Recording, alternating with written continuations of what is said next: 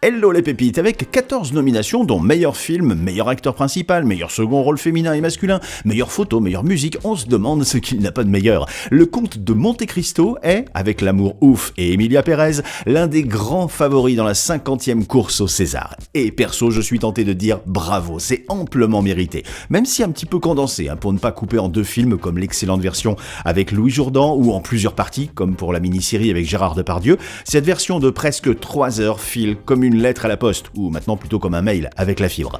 Rien que pour le plaisir. Tiens, on se revoit ensemble la bande-annonce. Il y a des années, j'ai aimé une jeune femme que j'allais épouser. Je porte ici un mandat d'arrêt pour le dénommé Edmond Dantès. Si Dantès nous a trahis, alors qu'il est le sort des traîtres. Je suis innocent! J'ai rien fait, je suis innocent! Il vivra. Et pour tout le monde, il sera mort.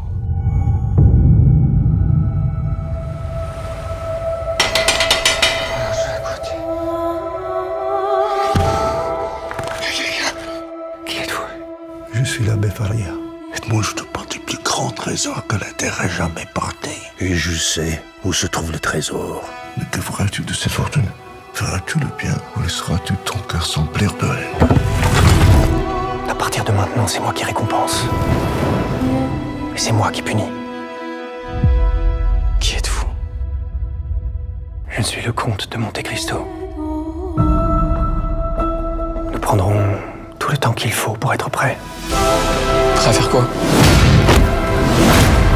À se venger.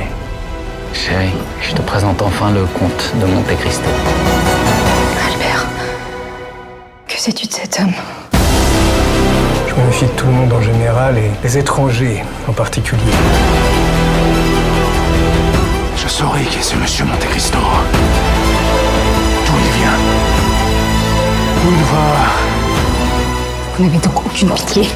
Et eux, amont-ils pour Edmond Dantès? Moi aussi, vous êtes prêt à me sacrifier pour votre vengeance? Ce n'est pas de la vengeance, c'est de la justice. Si je renonce à me faire justice, je renonce à la seule force qui me tient en vie.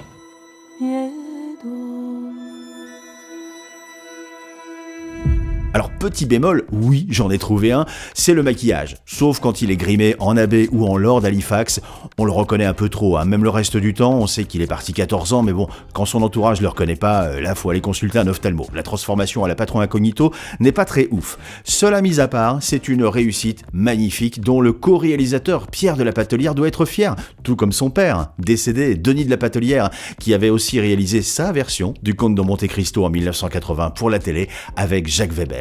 Une histoire de famille, décidément. Alors pour revoir cette pépite française, vue par plus de 12 millions de spectateurs à travers le monde, dont votre serviteur plusieurs fois, cliquez sur le lien sous la vidéo, vous pourrez l'acheter en DVD, Blu-ray ou le regarder via Prime Video. À très vite pour une prochaine pépite.